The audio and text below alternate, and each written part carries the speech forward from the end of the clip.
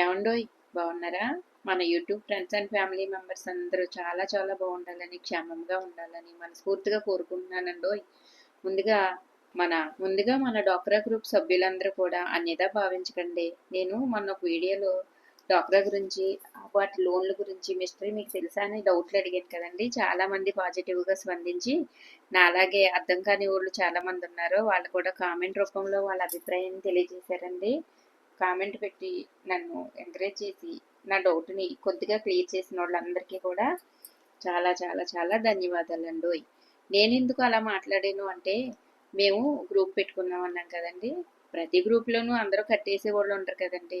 కట్టాలంటే ప్రతి ఒక్కరికి ఏదో ఒక ఆర్థిక సమస్య వెంటాడుతుంటుంది కదా. దానివల్ల 10 మందిలోనూ 9 మంది కట్టే వాళ్ళు ఉంటే ఒక్కొక్కరు వెనక అవుతారు కదండి.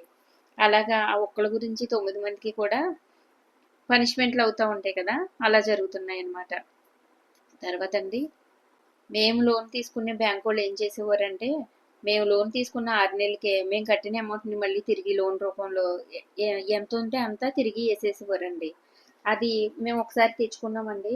మళ్ళీని మళ్ళీ 6 నెలలు అయ్యేతోటికి మళ్ళీ తిరిగేస్తానన్నారు. ఇదేంటండి, మా అప్పు ఇప్పుడు అలాగే ఉండిపోతుంది, మీరు ఎందుకు తిరిగేస్తున్నారు, కట్టేదాకా పూర్తిగా కట్టేశాక మేము తీసుకుంటామండి అని 2 సార్లు మేము గట్టిగా గొడవ చేస్తే అప్పుడు వేయడం ఆపారనమాట. మరి బ్యాంక్ వాళ్ళకి ఇదేం లెక్కో నాకు అర్థం కాలేదండి. అందుకని నేను ఆ డౌట్లన్నీ అడిగాను అనమాట. సరేనండి, ఇప్పుడు ఎవరి అవసరం కొద్దీ వాళ్ళు తీసుకుంటున్నాం అనుకోండి. డ్వాక్రా అయితే మాత్రం నిజంగా ఉండాల్సిందండి. ఎందుకంటే చాలా మందిని చాలా రకాలుగా ఆదుకుంటుందండి. కానీ ఈ రుణాలు తెచ్చుకున్నాక ఏదన్నా చిరు వ్యాపారాలు చేసుకున్నాం అనుకోండి, అందులో ఏమన్నా లాభాలు వచ్చినాయి అనుకోండి, అవి అప్పు తీర్చుకుంటూ మళ్ళీ పెట్టుబడిగా పెట్టుకున్నాం అనుకోండి, అది మాత్రం కలిసి వస్తుంది అనమాట. ఈ రుణాలు అలాగైతే ఉపయోగపడతాయండి. అంతేగాని మనం తెచ్చుకుని ఇంట్లోకి ఏదో ఒక ఖర్చుకను, పెళ్ళిళ్ళనో ఆడపిల్లలకనో చదువులకనో ఖర్చు పెడుతున్నాం అనుకోండి, అవి మళ్ళీ తిరిగి కట్టడానికి మాత్రం చాలా బాధపడుతున్నాం కదండి. నేనైతే మాత్రం ప్రభుత్వం పెట్టే పథకాలన్నిటికీ కూడా జనాలకు ఉపయోగపడియేనండి. నేను దేన్ని తప్పు పట్టట్లేదండి బాబు. కానీ ఎవరో మాత్రం నా మాటల్ని అన్నిదా భావించొద్దండోయ్.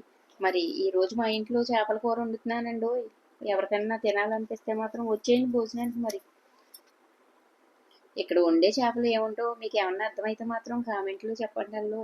అలాగే ఏమండోయ్, ఈ ఈ కొత్త వీడియోకి లైక్ ఇవ్వడం మర్చిపోతున్నారండి. మీకు మాత్రం మనస్ఫూర్తిగా నచ్చితే ఒక లైక్ ఇవ్వండి ప్లీజ్, రిక్వెస్ట్ అండి.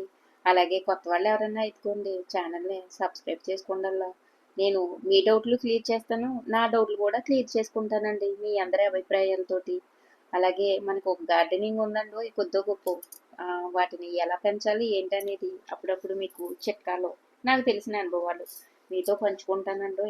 చేపల కూర అయితే రెడీ అయిపోతుందండి. మరి మళ్ళీ ఇంకోసారి చెప్తున్నానండి, మన డాక్టర్ గ్రూప్ వాళ్ళు ఎవరో కూడా నన్ను తప్పుగా అనుకోకండి బాబు.